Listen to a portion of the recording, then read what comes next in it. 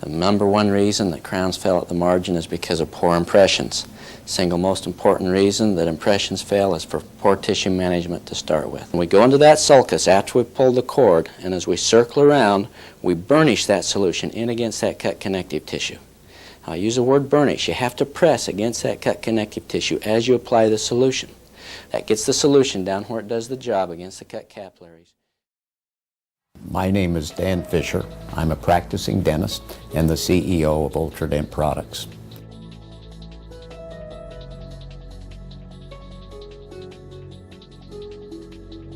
We're a company which manufactures cutting-edge materials that raise the bar, improving, enhancing the quality of dentistry.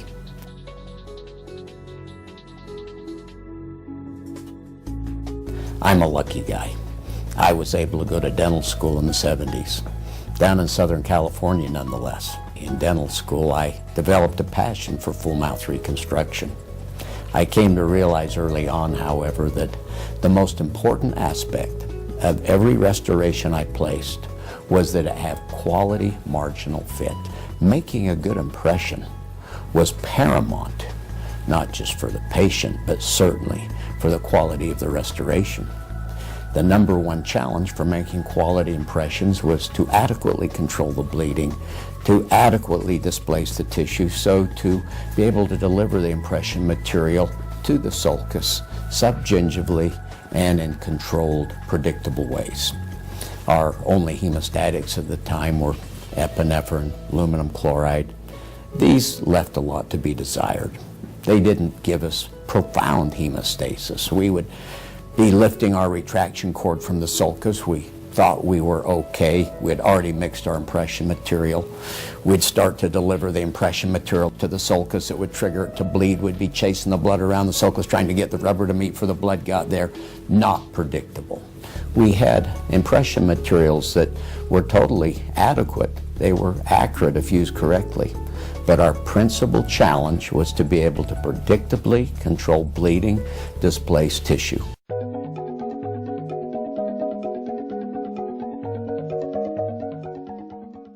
I set up a lab in the basement of my home when I moved back to Utah. They had taught us IV sedation at Loma Linda. So after working on patients, I'd draw blood on myself. After a year, I looked like a junkie. I discovered that the ferric ion would instantly coagulate blood. I quite liked it in the ferric sulfate format, as both of these ions were common to the body. One couldn't be allergic to them. I learned, however, that I needed this coagulation process to occur inside of the cut capillary openings, not just as gobs and blobs on the surface that when one would rinse it off, it would start to bleed again. But it was a mess. Having discovered that I needed to get this solution inside of the capillary openings, I came up with the infuser, a little device with a little brush padded end that attaches to a syringe. This enabled me to, for the first time, achieve profound hemostasis, predictably and quickly. I took these inventions to large dental companies. They couldn't see the value, or at least weren't willing to pay for the value. And on that note, I discovered that if dentists were to be able to realize the benefit of this technology, we would have to start our own company. Ultradent was built on the backs of family. The first product was made on the kitchen table. We ultimately converted a 40 by 60 metal hay barn by the side of the house to a facility that passed FDA inspection several times. It was on this foundation that Ultradent was built, that it grew. We had 95 people working at the house in the hay barn until 1991. In which time we moved to our now location. We've been most fortunate. We've grown significantly since then. We've invented, brought out many new technologies.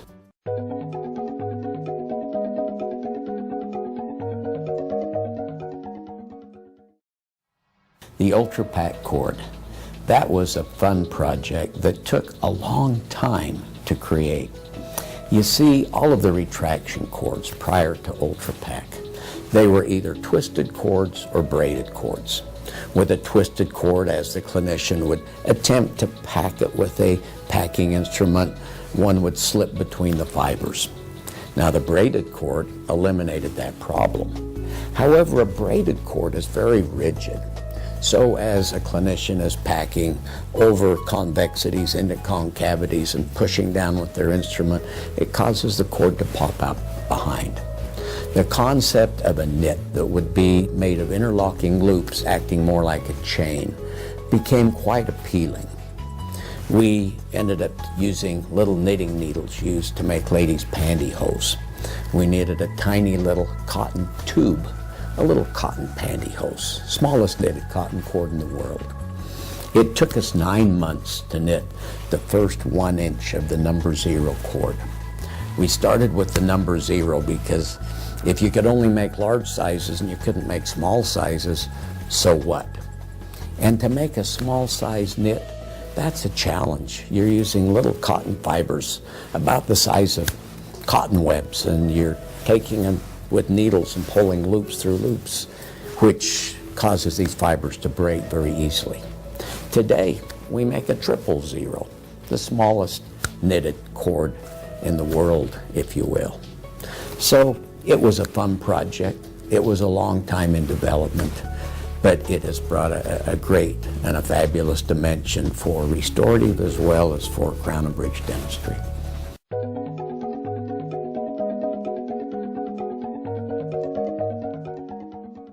Astringent NX. I can stop bleeding on the aorta with astringent NX. Now I'm being facetious, obviously. But as clinicians, we all experience those challenging bleeding patients.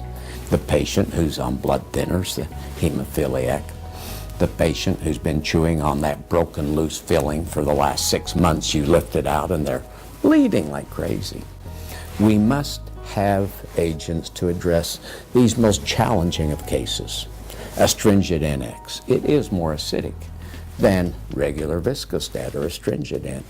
However, it's critical that as clinicians, we do whatever we must do to stop bleeding. I often say that over time, soft tissues, they will heal. But leaky, poor-fitting margins will never heal. So be responsible, do what you have to do, but never perform adhesive dentistry, never perform impression making out of control. Astringent NX is for the challenging cases.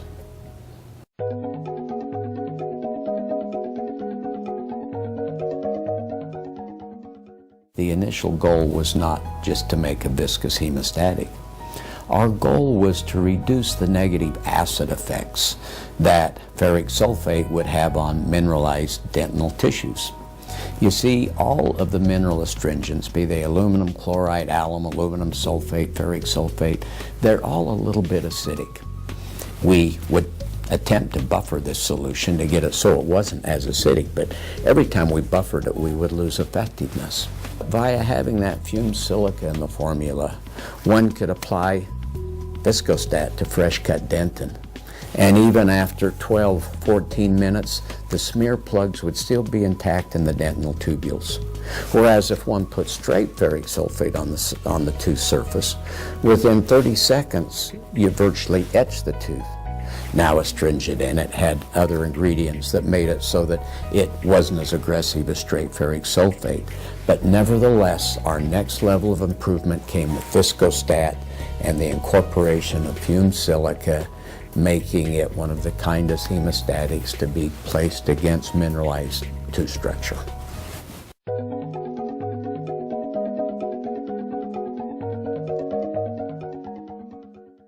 Viscostat Clear is a more recent development in our hemostatic line. It came about on the heels of self-etching adhesives with a phosphoric acid etch, which is a tremendous cleaner. Any residual microscopic coagulum or otherwise is cleaned from the preparation. With the advent of the self-etch adhesives, which basically are no-wash adhesives, contamination can remain. Hence, if clinicians weren't careful in cleaning all of the preparation after using standard viscostat, they could have challenge is getting quality adhesion. They could even get leakage, which would leave stain underneath the restoration. So, with a lot of prodding from a number of clinicians, including Dr. John Kanka and some others, we came up with Viscostat Clear. It's not as rapid in onset as is the standard Viscostat, but for working in the aesthetic zone, many clinicians prefer it, and we use it the same way with the infuser. We use it with the knitted cord, regardless of what hemostatic, regardless of whether it takes a little longer in onset. The clinician always works with the guideline of obtaining profound quality hemostasis, and then they make their impression.